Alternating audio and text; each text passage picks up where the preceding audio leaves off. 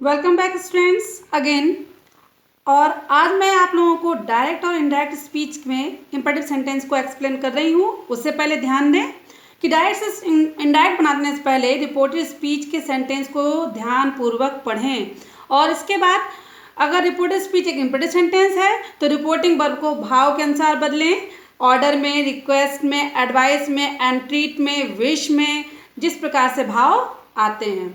और reporting verb को रिपोर्टिव speech जोड़ने के लिए टू इन्फिनिटिव का प्रयोग करेंगे और मेन वर्ब की फर्स्ट फॉर्म का ही प्रयोग करेंगे। प्रोनाउंस जैसे आगे बदलते रहे हैं बिल्कुल वैसे ही बदलें। और अगर नेगेटिव सेंटेंस है, डू नॉट दिया है तो डू हट जाता है और नॉट से पहले नॉट के बाद टू का प्रयोग होता है और नेवर में भी यही नियम अप्लाई करते हैं। अब चलते हैं बच्चों एग्जाम्पल्स की तरफ, because example is better than precept. तो आगे बढ़ते हैं,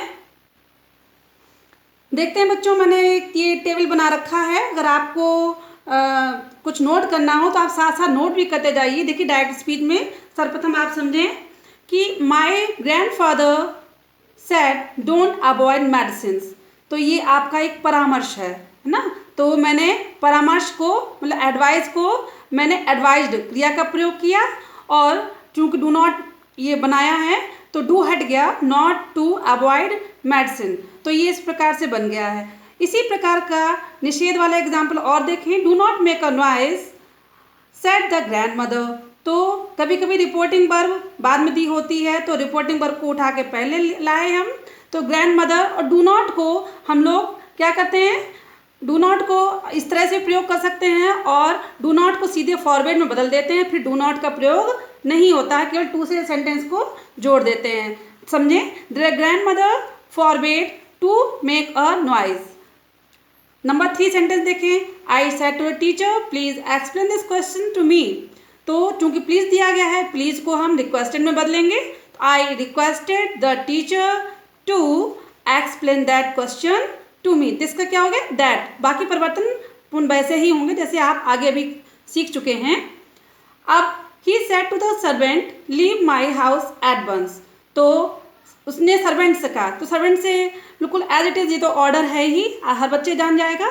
तो मैंने इसको ऑर्डर बदला, he ordered the servant to leave his house at once. अब चलते हैं बच्चों आगे। अब नेक्स्ट एग्जाम्पल के माध्यम समझे बच्चों, the beggar said to the gentleman help me to get some suitable employment. तो बच्चों बेगर जो होता है वो एंट्रीट करता है, मतलब विनती करता है, विनती करता है। तो विनती उसने की थी तो बेगर, मैंने सेड टू को बदला एंट्रीटेड द जेंटलमैन और टू हेल्प मी बेगर के अनुसार him to get some suitable employment. Is that clear to you? आगे बढ़ो, the rebel said to the king pardon my fault sir. जब बच्चों सर, मैडम या इस प्रकार के शब्दों का प्रयोग होता है तो हम लोग रिस्पेक्टफुली शब्द का भी प्रयोग कर सकते हैं। इसमें मैंने लिखा नहीं है द रिबल, तो यहाँ होना चाहिए द रिबल रिस्पेक्टफुली।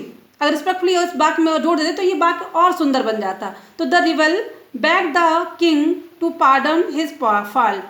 तो यहाँ पे आप रिस्पेक्टफुली ऐड कर सकते हैं वाक्य को और सुंदर बनाने के लिए।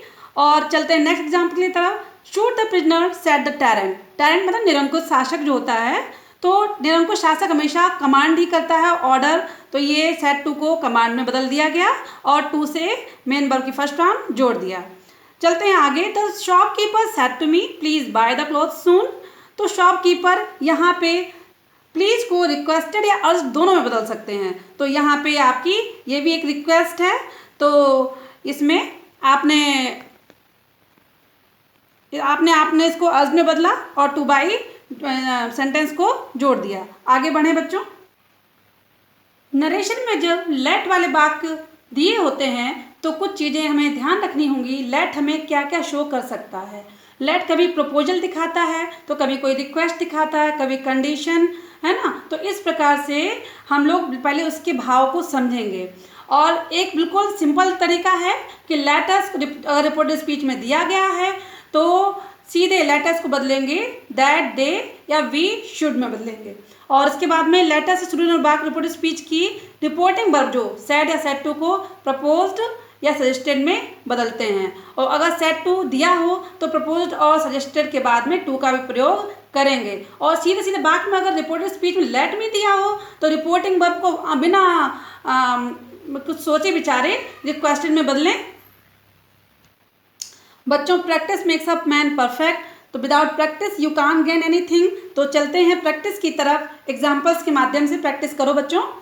Mahesh said to me let us go to the principal.